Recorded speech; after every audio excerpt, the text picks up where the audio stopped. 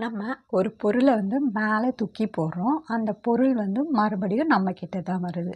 அதே மாதிரி தான் நமக்குள்ள என்ன எண்ணங்களை அதிகமாக சொல்லிகிட்டே இருக்கோமோ, அந்த எண்ணங்கள் தான் நமக்கு வாழ்க்கையில் ரிஃப்ளெக்ட் ஆகுது, எதிரொலிக்குது. சரியா? அதனால் நம்ம எண்ணங்களை தூய்மையாக வச்சுக்கணும். அந்த எண்ணங்களை எப்படி நம்ம தூய்மையாகவும் பாசிட்டிவாகவும் வச்சுக்கிறது அப்படின்னு பார்க்கலாமா? இப்போ ஆஃபீஸில் நீங்கள் ஒர்க் பண்ணுறீங்க. உங்கள் பாஸ் எப்போவுமே உங்களை அப்ரிஷியேட் பண்ணியிருக்கவே மாட்டாங்க. ஆனால் திடீர்னு நீ நல்லா பண்ணுற, சூப்பராக பண்ணுற, இந்த மாதிரி பாராட்டுறாங்க அப்படின்னா நீங்கள் என்ன பண்ணணும்?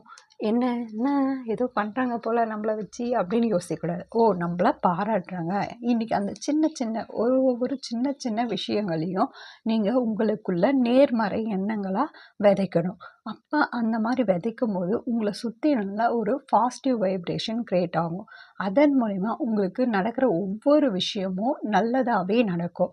அதனால் உங்கள் லைஃப்பில் ஏற்படக்கூடிய ஒரு சின்ன சின்ன மாற்றங்களையும் பாசிட்டிவாக பாருங்கள். அதன் மூலிமா உங்கள் லைஃப் ரொம்ப ரொம்ப சூப்பராக இருக்கும். ஓகேங்களா?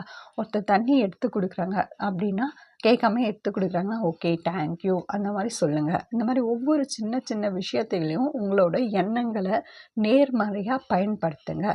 இதன் மூலிமா ரொம்ப ரொம்ப ஹாப்பியாக இருக்கலாம். உங்களை சுற்றி ரொம்ப பாசிட்டிவ் வைப்பாக இருக்கும். தேங்க்யூ.